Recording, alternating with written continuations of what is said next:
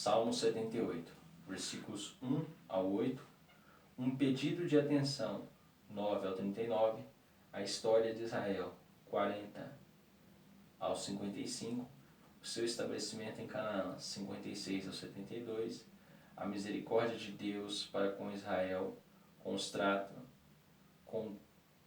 contratam com ingratidão deles. As misericórdias de Deus para com Israel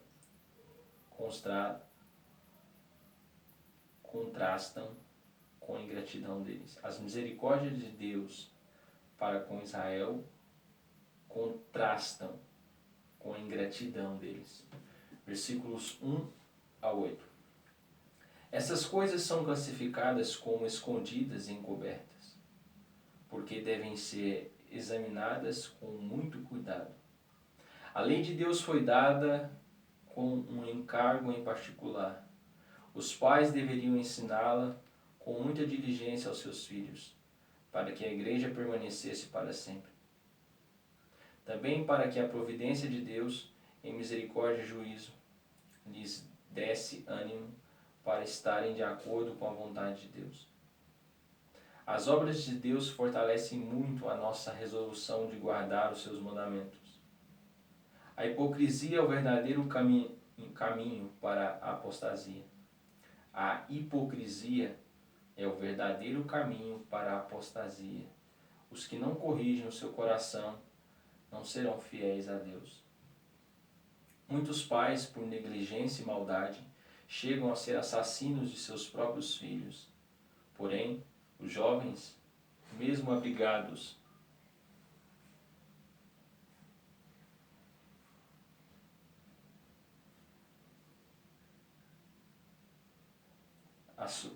os jovens, mesmo obrigados a submeter-se em todas as coisas legais, não devem obedecer às ordens pecaminosas, nem copiar exemplos de maldade. Muitos pais, por negligência e maldade, chegam a ser assassinos de seus filhos, seus próprios filhos. Porém, os jovens, mesmo obrigados a submeter-se em todas as coisas legais, não devem obedecer a ordens pecaminosas, nem copiar exemplos de maldade. Versículos 9 ao 39. O pecado desanima os homens e rouba-lhes os sentimentos.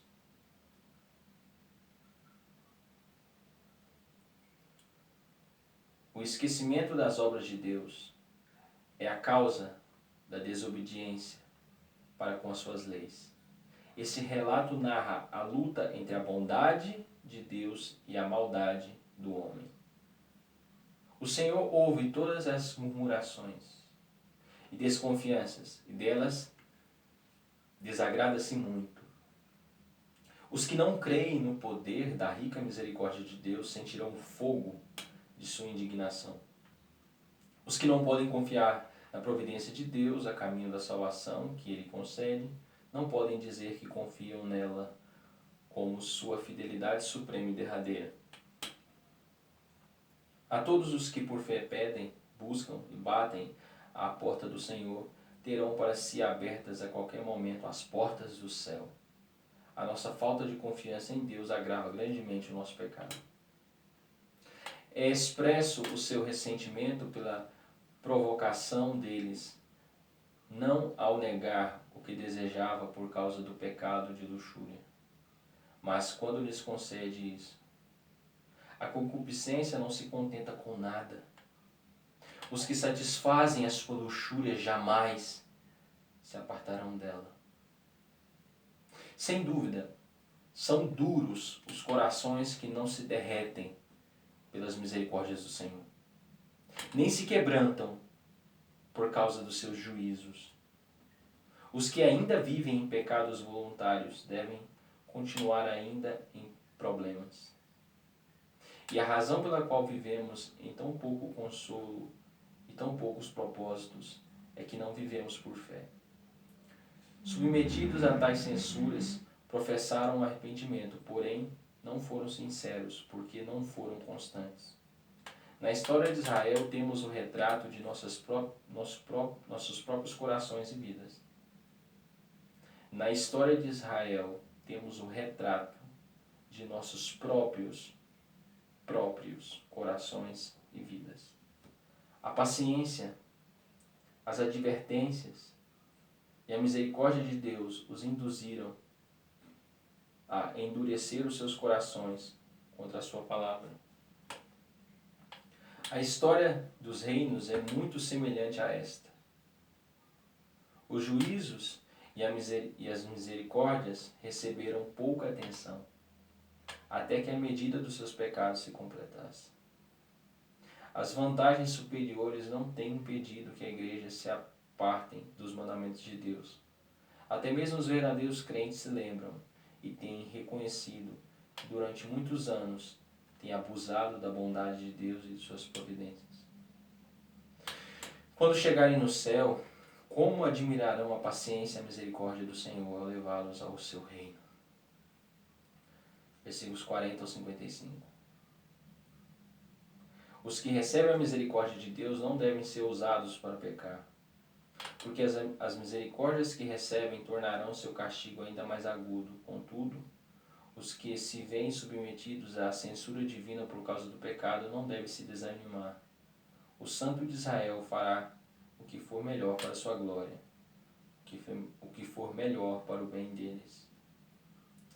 O fato de esquecer-se dos seus favores anteriores levou-os a limitar a atuação de Deus em suas vidas no futuro. Deus fez com que o seu povo o seguisse como ovelhas e dirigiu-o ao deserto, como o pastor que dirige o seu rebanho, com todo cuidado e ternura. Assim, pois, o verdadeiro Josué, Jesus, tira a sua igreja do deserto. Nenhuma Canaã terrestre ou vantagem mundana deve fazer-nos esquecer que a igreja está no deserto enquanto estiver neste mundo e que ainda há um repouso muito mais glorioso para o povo de Deus. Versículos 56 ao 72. Depois que os israelitas se instalaram em Canaã, os filhos foram como seus pais. Deus lhes deu o seu testemunho, porém, eles o abandonaram. Os pecados que têm como fundamento a vaidade tornaram até mesmo os israelitas odiosos para a santidade de Deus e ficaram expostos à sua justiça. Aqueles a quem o Senhor abandona tornam-se presas fáceis para o destruidor. Mais cedo ou mais tarde, o Senhor fará com que os seus inimigos caiam em desgraça. Ele colocou um bom governo sobre o seu povo, um monarca segundo o seu coração. Com boa razão, o salmista faz o exemplo que coroa, no qual culmina o favor de Deus para com Israel. Davi tipificou a Cristo, o bom pastor, que foi primeiramente humilhado e em seguida exaltado, e a respeito do qual anunciado que seria cheio do espírito de sabedoria e entendimento.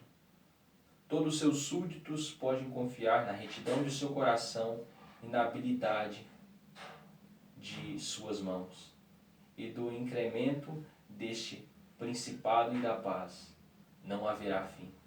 Toda a prova da natureza humana até o momento confirma o testemunho das Escrituras. Enganoso é o coração, mais do que todas as coisas, e perverso. E nada é capaz de curar a impiedade de alguém, se não for, novamente, pelo Espírito Santo.